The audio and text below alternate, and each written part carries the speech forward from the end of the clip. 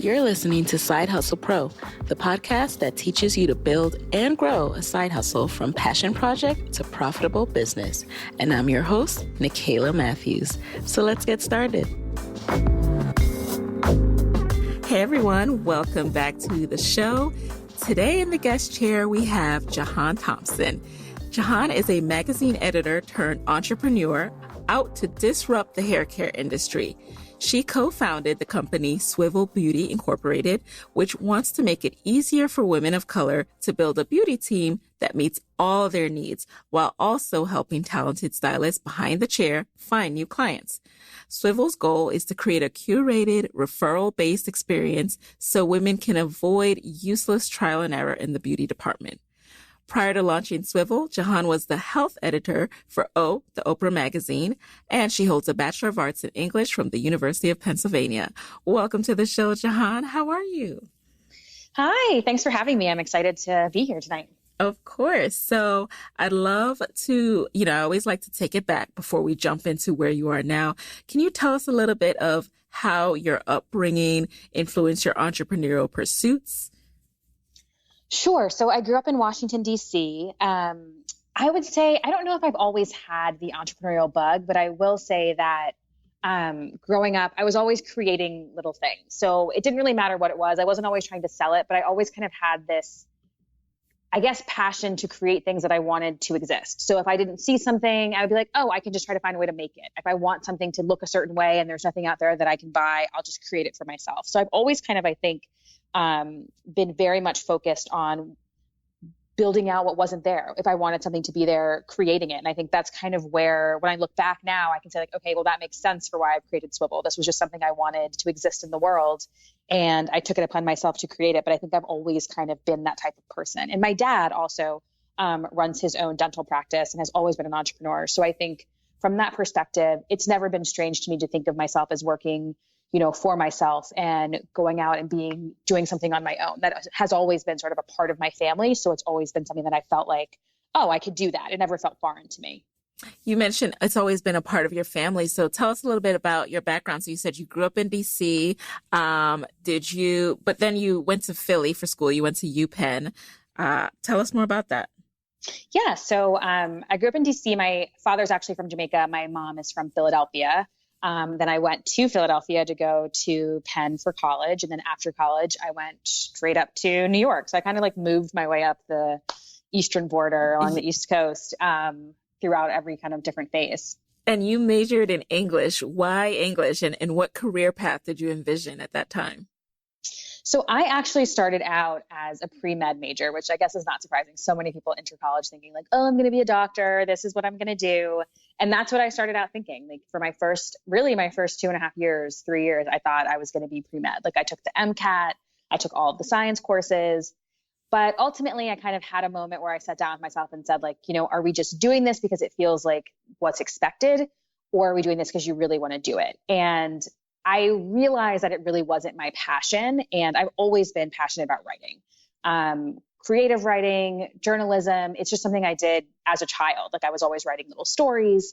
It was just a part of my life. And so I decided to get an internship at Philadelphia Magazine, which is the regional magazine in Philadelphia, but they actually do really great work on like the national scale. So they get a lot of accolades for a lot of the stories that they publish. So I did an internship there the spring of my junior year, and I decided I'm going to switch majors. I'm going to major in English. I'm going to try a career in magazine journalism. So it kind of came about a little bit later in my college career, but it ultimately felt like the right decision at the time.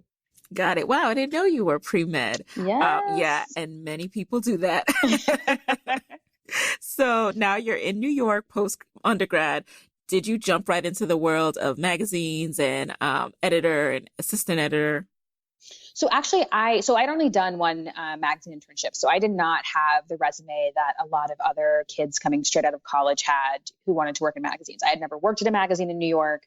I was a complete newbie to this whole world. But I had found out from an alum from Penn about something called the Columbia Publishing course, which was a 6-week course that was housed on the campus of Columbia's journalism school. And you learned everything about magazine publishing, book publishing. You met a lot of the influencers in the space. And I did that right after college. So that was like maybe like I graduated, and then 3 weeks later I moved to New York and did this course for 6 weeks. And as a result of doing the course, I got a job at Glamour Magazine, helping in their editorial department. So that was my first job out of college. I started that probably that August. So we graduated in May. I started working at Glamour in that August, and that's how I began my trajectory in magazines. And then from there, I worked at Marie Claire Magazine, Red Book Magazine, and the last magazine before I left publishing was Oprah Magazine. Got it. And now has Swivel Beauty, you talked a little bit about it, but when exactly did that start percolating in your mind? And I know you co-founded it with your childhood friend. So were you guys just always kind of like throwing ideas or just lamenting about the fact that you want this hair care solution? Yeah, so I would say probably 3 years ago, we really started talking about creating something to fill this void. And I can speak from my side of things is that when I was working at Oprah and at many of the other magazines I worked at, a lot of what you're doing is interviewing entrepreneurs. We're always writing about, the next newest, greatest thing. And that's something that somebody has created. It was a brand new product. Every issue was full of brand new products, right? So it was always something that someone felt like should exist in the world, and they went out and did it. And then we would write about them. And so I started to do that a lot. Like I was constantly doing, I was the health editor when I was at Oprah, but prior to that, I had been a Work and Money and a career editor. So I spent a lot of time interviewing entrepreneurs and people who had kind of carved out their own careers and their sort of non-traditional career paths. And I'd always found it very fascinating. And so I was starting to see a lot of advancement in the beauty tech space. So whether it was Dry Bar or a new app or a new gadget, I always was excited. And because I'm always looking for ways to make my hair care experience easier and more seamless. And I would download them and I would check them out. And then I would always be a little frustrated, feeling like, is this for me? Will this cater to my hair type? Can I go and expect to have the same results as another woman? And I always felt stopped by that. Like I always felt like there was something that was stopping me from having that great experience that I wanted to have. So I was talking to Jenny one day and we were both kind of lamenting this whole situation. And we both kind of said, let's just do it. Like, let's just try to create something ourselves that fills this void in the way that we would want it to look. And at first we were kind of like, this is crazy. Are we really going to do this? And then as time went on, it became less of, and as we told people about it, it became less of this is just sort of like a harebrained scheme to something that could be real. And so we started to really take it seriously. But it definitely, I think for me, came out of seeing what was possible and seeing what entrepreneurs were creating every day and beginning to ask myself, okay, well, why not me? Why wait for somebody else to do it? Why can't I be the one to create this thing that I want to exist in the world? I love that. And I relate to that so much because since creating Side Hustle Pro, I'm so glad I did it because it is that consistent, like, it's like vitamins where it's like, okay, why not me? I can totally do this. So I know that you side hustle. You and Jennifer both side hustled before you made, and maybe is she still side hustling? No, you guys both made this leap. We're both full time. Yeah. All right. But when you were juggling, how did you do it? Like you both had demanding jobs, not traditional either. So how were you making it work? Yeah. Sometimes I look back on that time now and I'm like, how was I making that work? Like, I'm not even sure. But I do think it's one of those things that everybody says is so true that given the number of hours you have in the day, you will make whatever you can make happen. So if you feel like your time's limited, you're still going to do what you can do with that limited amount of time and you just make it work. And at the time we were working mostly nights and weekends. In the beginning, probably just weekends. We weren't even doing nights because we both, as you mentioned, have very unpredictable work schedules. Like sometimes when we were getting ready to send a magazine to the printer, I could be at work until 9, 10, 11 o'clock at night. Jenny was a corporate lawyer. She could be at work at all hours, all days of the week. So it was pretty unpredictable for us in the beginning, I think, to work during the week. But we started meeting on weekends, sketching out what we wanted this to be, really trying to build financial models, figure out like, okay, what's the best way to go about building this business? And so it started as something we did on weekends. And then as we started to really grow the idea, we started having phone calls during the week or meeting up, 1 or 2 nights after work. It became the type of thing that we were doing at all odd hours, getting up early in the morning. At one point I was planning my wedding Oh gosh, I can relate. I know. Yeah.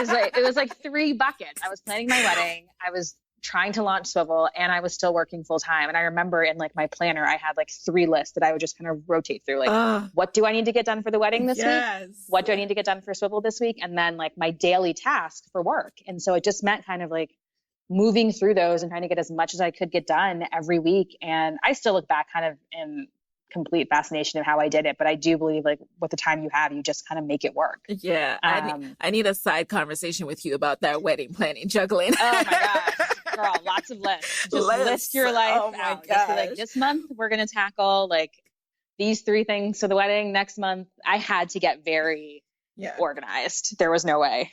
And I read in an article that you were also working so when you started developing it, you were working with developers in Vietnam. So you were on like the complete opposite time schedule.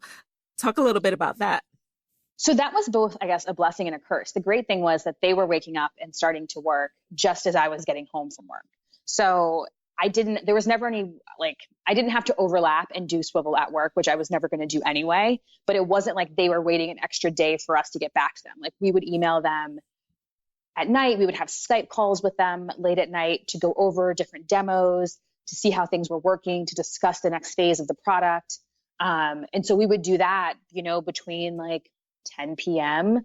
and maybe like 1 a.m. if we needed to stay up that late, and then go to bed while they worked on everything that we had talked about. And then we would spend some time in the morning or right when we got off work, looking at everything that they had done from the night before, our night, their day. And then we'd start the whole process again the next night. So, and it wasn't every night because sometimes some milestones took a little bit longer, but that ultimately ended up being, I think, probably a really great way for us to do it, because I don't know how else I would have done it. It would have taken us longer otherwise, because there would always have been, a few days lag time if they were trying to work the same time that we were working at our full-time jobs. And amazing. Like, how did you vet them? How did you find these developers? Sure. So we were looking everywhere. Like once we had committed and decided that we were going to start the app and create it, we tried to talk to as many people as we could about figuring out how do you go about finding a developer. And I was in a few different female founders groups on Facebook and had gotten in touch with a few different women who were launching their own development agencies. And so I'd reached out to them. I'd asked to see some of their work, and ultimately ended up being just like a gut feeling with the company that we went with, just feeling like, okay, they get what we want to do. They have the chops to deliver it. And that's how we found them. But yeah, it was a lot of just vetting, talking to people, telling people what we were looking for, and getting connections to people that were doing it. Got it. So, okay, now you've been side hustling, working with these developers. When did you know that you had an idea worth betting on and that it was time to pursue it full time?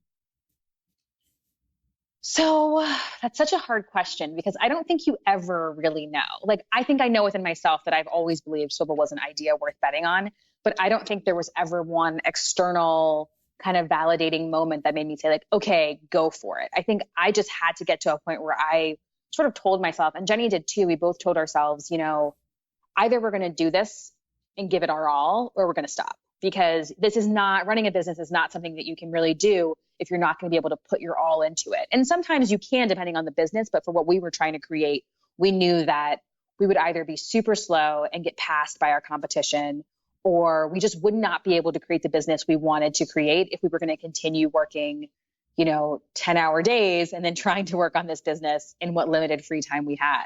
So I think when we got ready to when we were, gearing up to launch the app, we knew that this was our time to say like, okay, we've poured all of this blood, sweat, and tears into building this app. Now the hard part begins of, selling it to stylists, getting customers to use it. And we felt like we had to kind of put our all into it. Otherwise, what was the point? And I've sort of always said that if we didn't do Swivel and somebody else built a similar company, I would use it. Like, we really created this because it was solving a pain point we had. And I knew that if we didn't do it and somebody else did it, I would be, one, super pissed off. But two, I would also be like, this was a good idea. And I knew that. And I was too afraid to make the leap, and somebody else did it. And then I'd be like, well, I still got to get my hair done. So here I am using this other person's app. But ultimately, we just felt like we had to do it. We had to give it 100%. I love it. And that's definitely a good sign when for sure that it's solving a problem and you would use it. So we're going to get to, the working with stylists and customers in a second, but I do want to know, how did you financially prepare for this leap now? Was it gradual? I know you still do some freelancing. Talk us through that process. So yes, I still do freelance writing. So about a year before I left my job, I had been saving pretty aggressively and had always been saving aggressively, but I was now saving with the idea of like, okay, how many months could I live on this savings? Should I quit my job and want to work on this business full time? And so I did a lot of that. I started plotting out like, okay, how much money do I need to have saved? How many months could this take me through? And then, for me, thankfully, being able to freelance is a huge way to make side income. So in many ways, I'm still side hustling. I'm just side hustling in the other direction now. So now freelance is my side hustle while Swivel is my full-time job. But it's a godsend. And having worked in the industry for nearly a decade, it's been easy to kind of have the relationships with editors to say like, hey, I would love to write a story for you, and then get assigned a lot of work. So enough work that helps me feel not completely crazed by the fact that I've left a job with a steady paycheck, but just enough that I still can devote most of my time to Swivel. Got it. And so now let's get into what were some of the first steps you and Jenny took to take Swivel from idea to business? So I would say the first step for anyone, and definitely the first step for us, was all mental. Like it was all us telling ourselves, this is not a hobby, this is a business. We are agreeing that this is a business, and we are going to go full steam ahead to make this the best business possible. And I think kind of once you get over that hurdle, which is a huge mountain of a hurdle, I think at times, everything else is just logistical. Like you can figure out the other steps. We are not the first people to create an app. So there were lots of things we could read and research, and people we could talk to, and mentors we could lean on to build out the logistics of, finding the developers, wireframing our app so we knew exactly what we wanted each page to look like and how the customer would flow through the experience, figuring out how to set up our legal and tax structure, deciding how we build out our team and who we bring on board. Like those are things that I think logistically they all need to happen, and you kind of have to figure out and prioritize which one you do when. But I will say that for us, I think getting over that hurdle of saying we're going to do this as a business was the thing that catapulted us to the next, I really think, to getting this going, to going from idea to business. Because I would say, and we laugh about this now, but like the first year we were having all of these brainstorming sessions, and we were meeting up for brunch to talk about the business, and like, taking a whiteboard and like writing all of our ideas. And then after months, we were like, okay, we still haven't actually gotten anywhere. Like we have not progressed this one step. We've talked a lot about it. We've told all of these people we're going to start a business. Yeah. We have not actually gotten to that first step. So the first step for us was sending out a survey to over 200 people saying, where do you get your hair done? Who's your favorite hairstylist? What, annoys you about your hair care routine right now, and getting that data to help us figure out, okay, and that was before we even started finding a developer or building an app. Like that was really the first step of validating that there was a market for this, that this wasn't, even though we knew that this wasn't just our issue, that we knew that so many Black women had the same issue we did with finding talented hairstylists, whether their hair was natural or relaxed.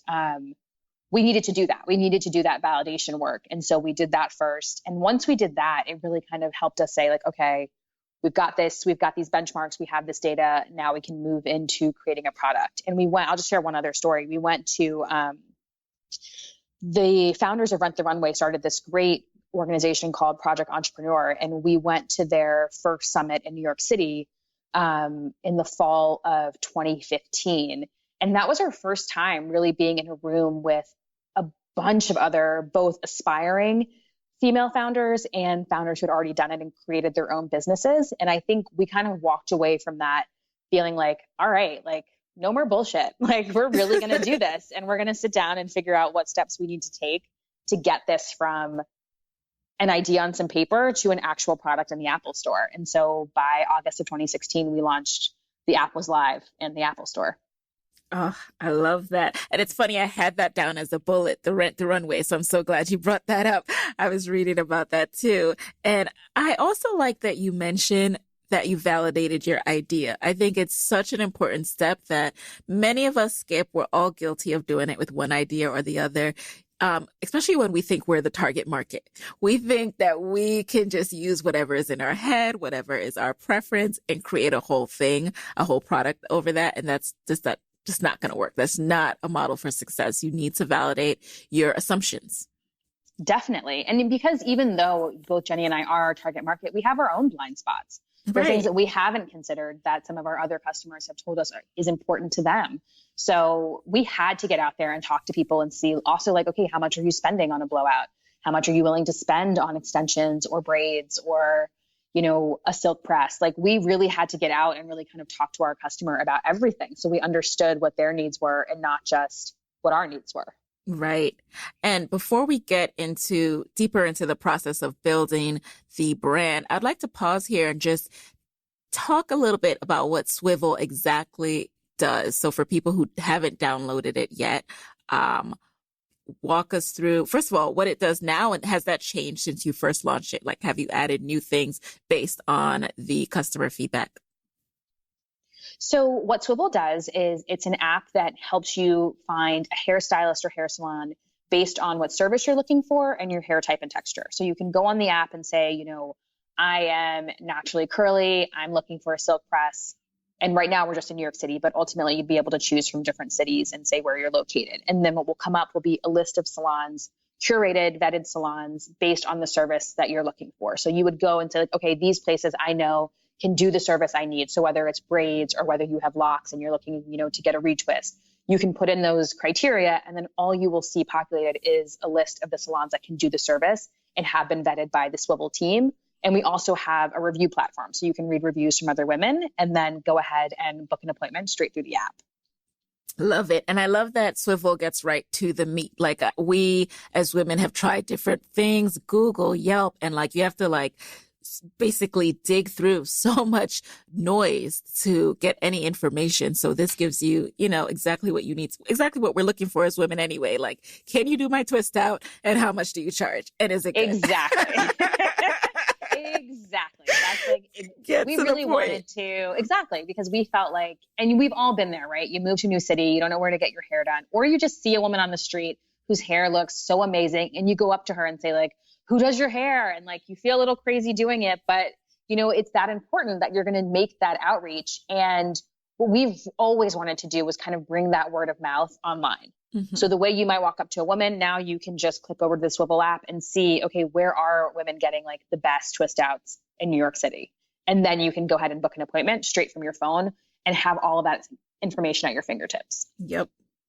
So now let's get back to, going from idea to business. What was your strategy for getting buy-in from stylists and hairdressers? I know that business model already has a structure in which the salon owners, they're taking a percentage of the stylists who have a chair in their salon. They're taking a percentage of that earnings. So how did you get that buy-in?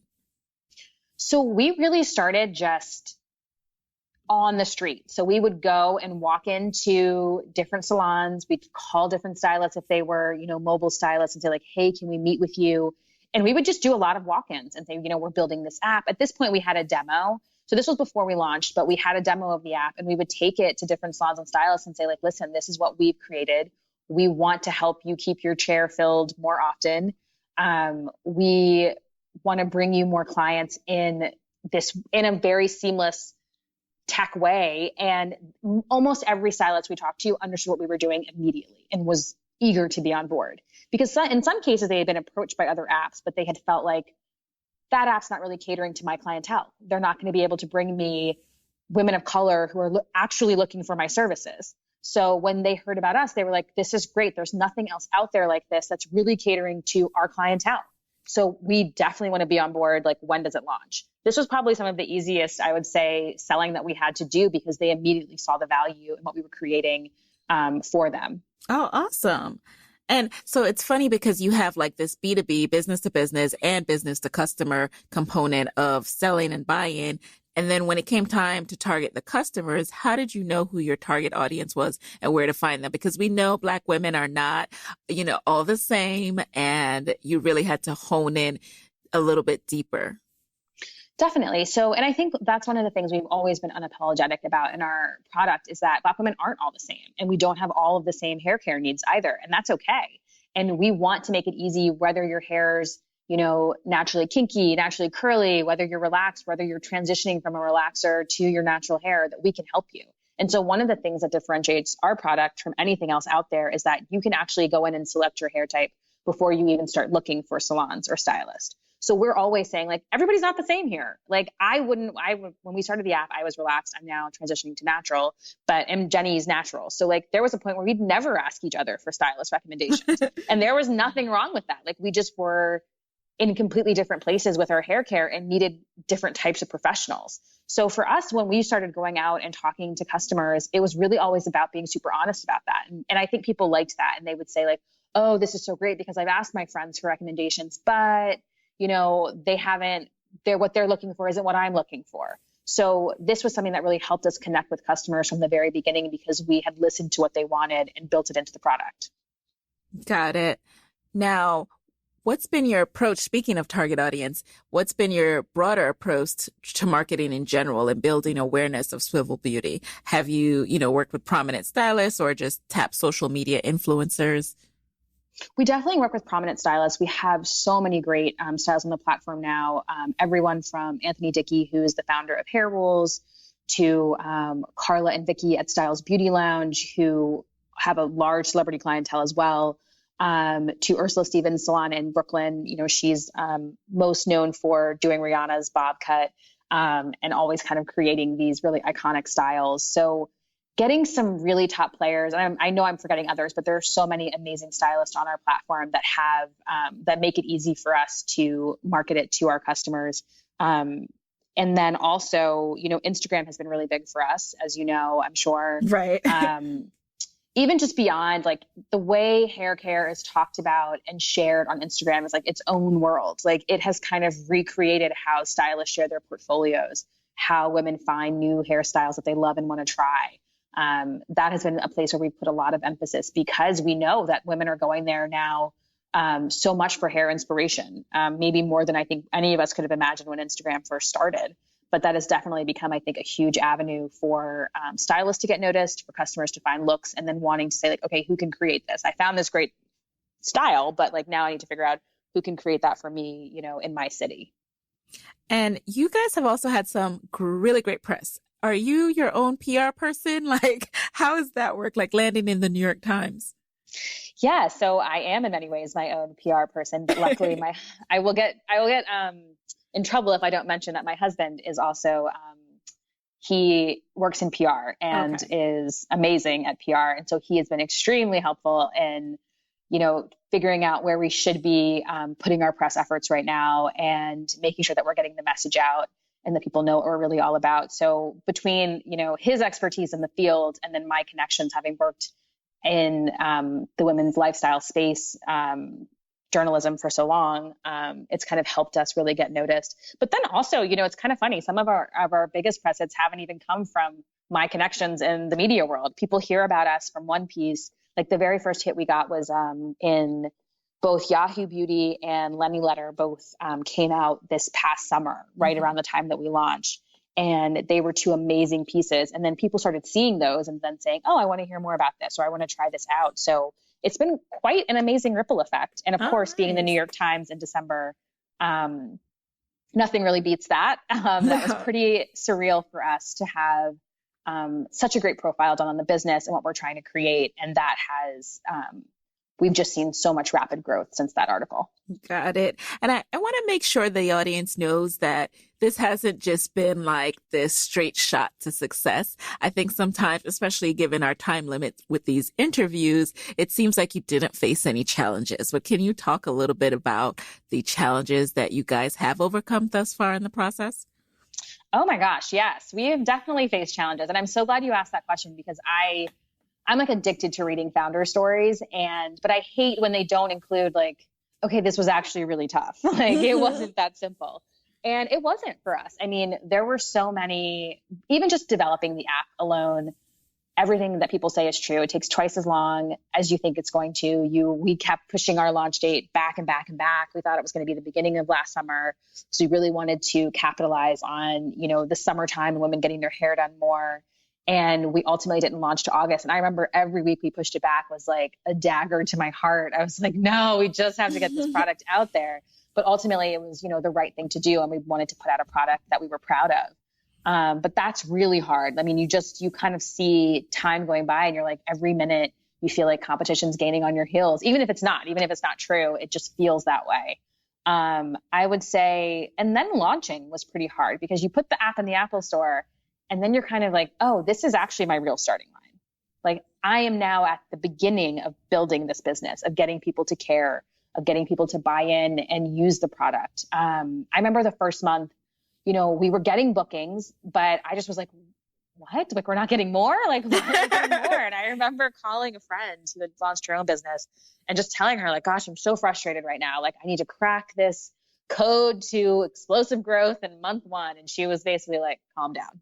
No, you don't. Like, and she told me her story of how, what they went through to get the kind of growth and eventually be acquired as a company. And so for me, there were definitely those challenging moments of wondering like, okay, how are we going to grow? Like, how are we going to get more and more users? And people have really taken to the product in so many amazing ways. And we constantly have seen a rapid uptick in growth month over month, which I'm so incredibly just humbled by. But I do think, there are those hard moments when you say to yourself, okay, what are we going to try? Are we going to try a different Instagram ad? Are we going to try another live event? Like, how are we going to pay for that live event that we're going to do? And how are we going to pay for these Instagram ads? And constantly thinking about those things while also juggling, like, as we talked about in the beginning, I'm still freelancing. Like, I'm still trying to bring money in because I still need to eat. And, my husband's wonderful, but, when he met me and we got married, I had a full-time job. So I still have other, responsibilities. And I think that's true for a lot of people. Like, I think some people act like, oh, I can just go do my business full time. And it's like,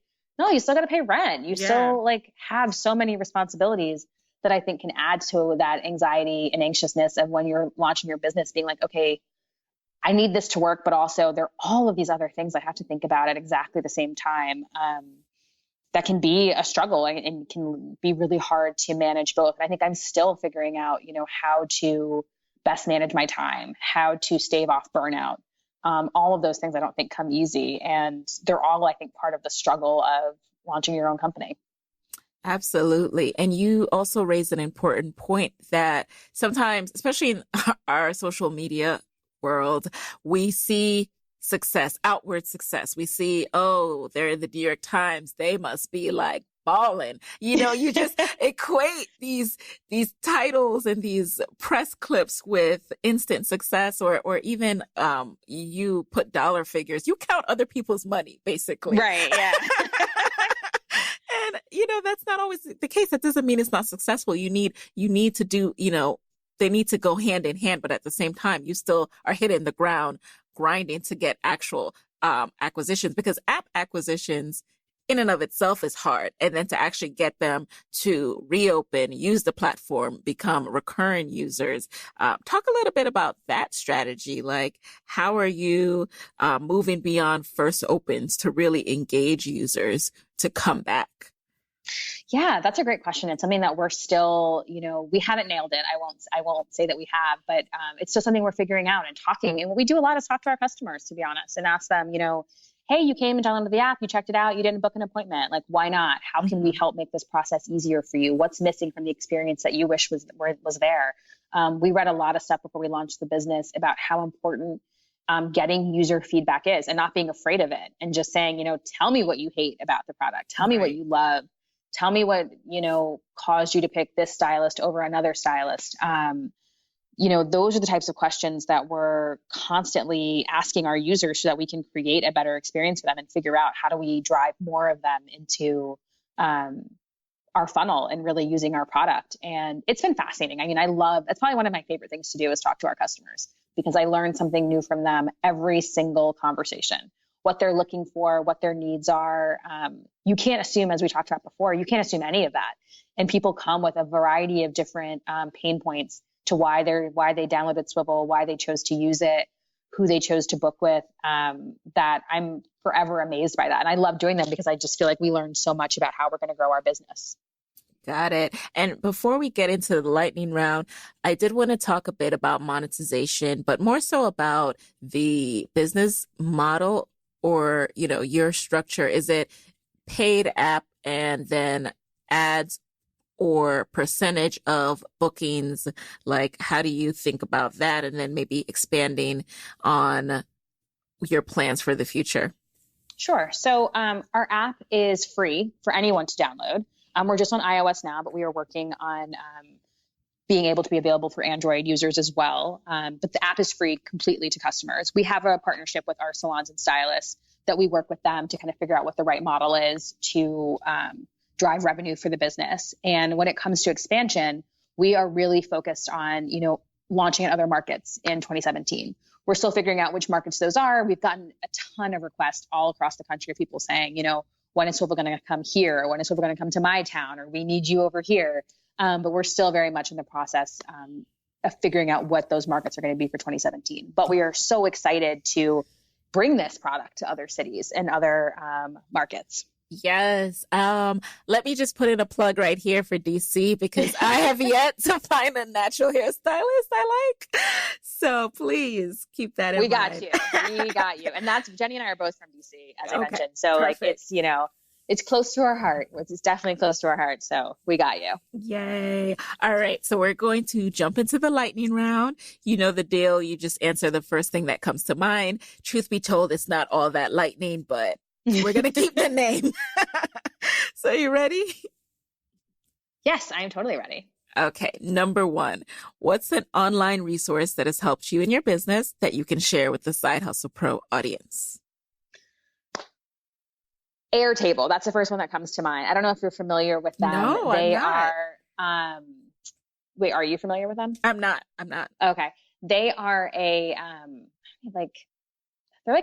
like almost like a spreadsheet on steroids. Like they're just an amazing way to categorize information no matter what you're trying to sort. So we use it a lot for keeping track of all of our stylist partners. We use it to keep track of all of our important documents for the business so that if I need to, get a hold of a document that Jenny might have had, she uploads it there. We can see all of our information. We can keep track of things there. It's just great because it's not only a spreadsheet, but you can upload pictures to it. You can upload documents to it. So each row can have lots of different types of information coded into a different cell. So it does that amazing work. And then I can also use it. It has like a whole separate function if I use it for my freelance work. So it's where I track like which stories I'm doing, when they're due, how much money I'm going to get paid and when. So I kind of have my different sides of my business both in the same place, which makes it really easy to kind of move between the two. Like, okay, I've got my freelance portal over here. I've got all of my documents for Swivel over here, and I can access it on my phone. It's in the cloud. So I have found it. I don't know how we stumbled upon it out of all of the different management tools that are out there, but it's the one that stuck for us. It's been incredibly helpful. Oh, wow. I will look into it and also link to it in the show notes at sidehustlepro.co. Alrighty. Number 2, what's been the best business book or podcast episode that you've consumed this year? This year. Oh, that's a tough one because when you first started the question, I was going to immediately say The Lean Startup. I know everyone probably references that book, but that book was so life-changing for me when I first read it because it kind of goes through everything you think about starting a business and then tells you like why everything you're thinking is wrong and the right way to think about starting a company. Like I remember reading it and stopping and being like, oh my gosh, this person is in my head. Like I had all of these ideas and I was just about to lead myself down the completely wrong path. And then for a second book, this is actually from this year. It hasn't come out yet, but I was able to get an advanced copy of it. It's called The Transformational Consumer. It's by Tara Nicole Nelson. She used to be the VP of marketing at MyFitnessPal. Oh, she is yeah, such a powerhouse. Yeah, she's amazing. She has a book coming out this March. I read it and it is so good. And there's so many, there's one chapter on competition that totally stuck out to me because that's something everybody thinks about. Like, how do you deal with it? How do you actually, and sometimes in what she kind of gets to in that chapter is that what you think of as your competition probably isn't. And the thing that you're not looking at probably is. And it just totally made me kind of rethink how I was thinking about things. And it also makes you rethink how you approach your customers and how you market to them. It's so good. I think everyone should read it when it comes out. I love the sound of that. Especially, you're so right. Like we're often thinking about the competition, quote unquote, that looks exactly like us and not the thing that's like could launch this other vertical. So yeah, Love that. I got to check that out. Number 3, who inspires you and why?